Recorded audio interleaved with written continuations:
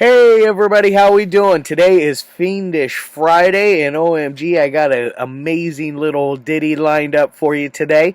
But before I roll on to anything else, I want to wish each and every one of you a great morning, evening, dawn, day, or dusk. All that lovely stuff, because life really is too short as is. Please do me a favor and like, share, and subscribe. I love seeing each and every one of you every Monday, Wednesday, and Friday, permitting my schedule, and of course, major holidays. Because I'll be doing the family thing on major holidays. I won't be here doing any reviews if that's okay. Hopefully you guys forgive me for that. And then also one last thing, check out the information in the description box. I give you a little bit bigger of a taste on every movie that I do every day. I'll give you your basic synopsis, your starring cast, your director, your runtime of the cut I am watching, along with an MPAA rating, some trivia, and then a link for either a trailer or a scene from the movie itself. So I give you a little bit bigger of a taste, so hopefully it'll help you decide if you want to track down a copy and watch it or not. This one I think is... I know for sure the DVD that I'm about to show you is out of print, or at least I think it is.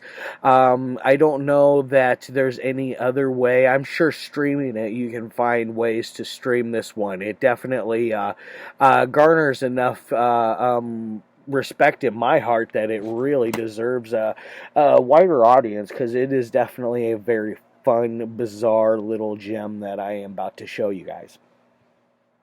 And this one came back out all the way in 1994.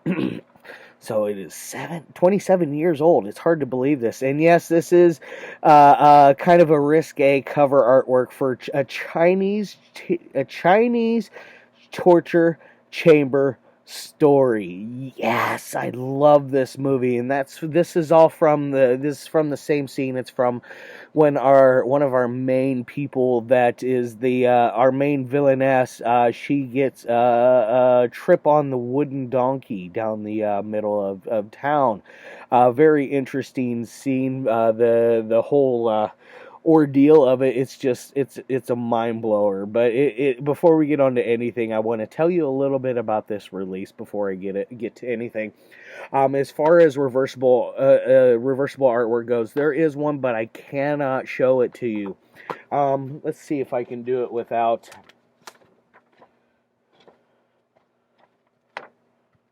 There. You can see that. That's all you get for as far as that. Whoops, I showed a booby over there though. Let's cover that up. Boop. But either way, it's a very fun, silly, wacky movie. I'm going to go ahead and go back over to the reversible artwork, because I don't want to hold it like that the whole time. That would just be wonky. There we go. Get that bad boy back in there. Whoosh. Now, as far as special features go, I don't remember this one having a whole lot in here. I think there's a trailer gallery. You do get multiple options on as far as your subtitles go. You get the original Cantonese, which I obviously do not speak very well. So I go with the English subtitles, and it has two different English subtitle tracks. One that is kind of a normal dialogue, nothing too wild. And then there's one for a crazy Hong Kong subtitles, which is where they do, if you've seen Ricky-O, that's another one where they've done it too, where they've changed what's being said a little bit to something a little more like hardcore, goofier, or a little risque, or just something in general that wasn't in the movie itself. A lot of times I'm noticing is a lot of comedy that comes out through these, and this is what we call a Hong Kong Category 3 film. I am no expert by any means on their stuff. I really want to be, because the Category 3 films are very, very fun. The only way I can really describe them are they're just wild genre blending movies that have a little bit of horror, a little bit of suspense, a little bit of comedy, a little bit of action, some sexiness in it. It just overall gets a little sleazy. They're very, very fun. This one has a lot of comedy sprinkled through it, such as there's a guy named Got, played by Kwong Wong. He plays this guy named Got who is happens to get lucky and marry our Bok Choy character, who is played by Yvonne Hung Young. Excuse me on that one, but she is our main protagonist and yeah, either way, she's our main person in this movie, and basically what happens is this very educated, scholared man who is a pharmacist type. He is basically talking to her parents about they're trying to persuade him into not raising their rent the next year because times are very hard on them and they are down in the dumps a little as far as money goes because I believe they're farmers and there was something to do with like a drought and things like that. So they were talking that over. Our pharmacist happens to notice Bok Choy, and our pharmacist he's played by Lawrence Ng. Um, he has a fetish for for really tiny feet, and she's got these super tiny feet. They're probably about yay long, and super pointy. They've definitely been bound in all of that stuff where they do the feet binding where they make the feet super duper small and into that really pointy shape. It's kind of grotesque looking in my opinion, especially if you see what those look like. They are mangled beyond all means. I met a lady years ago that had her feet binded, and I finally talked her into letting me see them, and it just blew my mind how her toes and her foot was folded over, and she wasn't folding it that way, and feet aren't meant to fold that direction, and it just blew my mind. So he has a fetish for this stuff. And he's married, by the way. He wants to make this girl his possibly make her his concubine. Sorry about that, guys. That was kind of gross. He wants to make her his concubine. She politely obliges and says, basically, he works out a deal with the parents that if she comes and works for him as a housekeeper, he'll take the rent off that way, and he'll even give them an extra incentive back. It's 100 taels, which is their whatever their form of money was at that time. He you know that it was enough to make them look a little prosperous compared to all the other families around in the area, because then eventually after she's gone off and they've signed all this contracts and this and that, it treated her almost like a pack of bubble gum. It was kind of weird, but that her family ends up getting attacked and killed one night because of this new deal, and people have caught wind that they have this new prosperity going on, and so these bad guys come in and kill them. She eventually, she catches wind. She's all bummed out, which I don't blame her. If you find out your mom and your dad were brutally killed over something as minor as you going to work for somebody and getting paid a decent amount of money, that's pretty messed up. But what ends up happening, she moves in with this guy. He's away on a trip, and she has a really bad problem with spying on her the heads of the house, the husband and the wife, played by Lawrence Ng and Mai Ching, I believe was the wife's name. But she has other plans. She's been cheating on her husband, and her husband is a very respected man amongst the community because of his pharmacy practice, and he also you have this fun little sex scene between him and her, where he uses his knowledge to use all these other gifts to like he makes a flask, a hard object to put inside, that has eyelashes around it. He has this special little shirt that she, or like harness she wears, that goes around her lovely giblets, her chesticle giblets. And she wears these pants that go over her other naughty bits. So it's an interesting ordeal. But while the husband is gone, our Bok Choy character ends up witnessing this girl, the wife, cheating on the husband with another man. Which in turn she comes up with this scathing thing, that to where she basically pawns her off to this guy, played by the guy got played by Kwong Leung.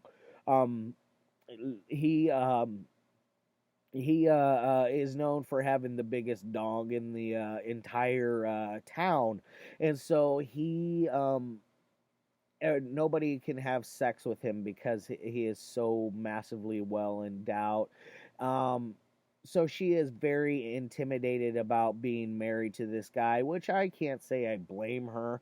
Um, they never really show it, but by the expressions on everybody, it was very, very massive. As a matter of fact, the nanny even makes fun of it at one point, and she's walking around like using it like it's an elephant's tusk or an elephant's snout. Very, very funny scene. But almost everything with that guy, with Guy in it, was a very funny scene, because they eventually they start to kind of like get happy to each other, and there's this magical scene where she comes around and she reaches around him and gives him a handy. And in the while what's going on, while it's happening, is our beautiful music score that we have going on. They are playing a musical rendition of Unchained Melody. So they were kind of mocking the movie Ghost with Patrick Swayze and Demi Moore. Very funny scene. It just really makes me giggle and smile and have a great time. And while we're gone, our pharmacist man, played by Lawrence Ng. I should remember that by now. But he is off on this journey.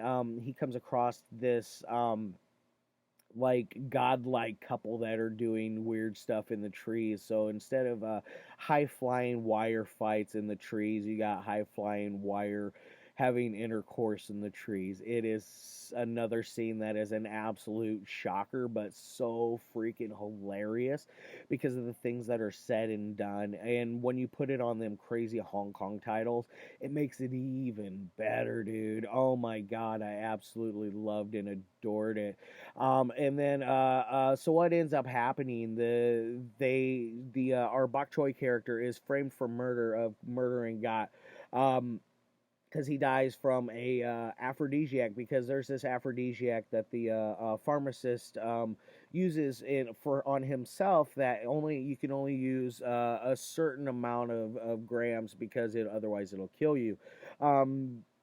The evil wife that sent Bok Choy off to go marry this guy ends up finding a way to get him to take this aphrodisiac, and in turn it made his wiener so big it exploded and he died. Sounds like a horrible way to go. But either way, you spend the rest, and like and there's little scenes broke up in between here, because she's being tortured. This is where the torture chamber story comes in. She's telling her story while she's being prosecuted by this judge, and while she's doing it, she's being tortured through various methods, through finger clamps, having stuff stuck under her fingernails, to slapping her with, hitting her hard with these wooden sticks, and other various things. And they eventually, what they do is they discredit our pharmacist as well, and bring him in and put him on trial. It gets very not hard to watch, but it gets very frustrating because you know what's going on, and it's meant to kind of frustrate you a little bit, if that makes sense.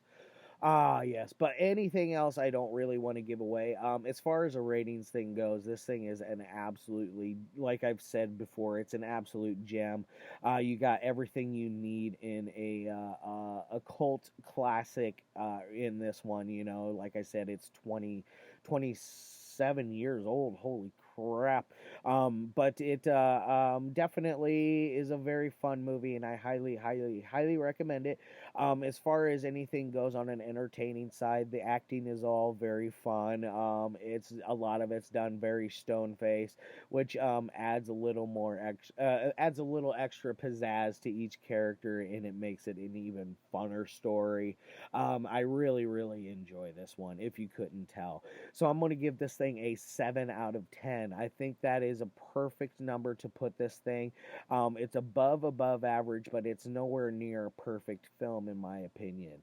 There are, I believe, two sequels to this one. I could be very, very wrong. I know there is for sure one other sequel.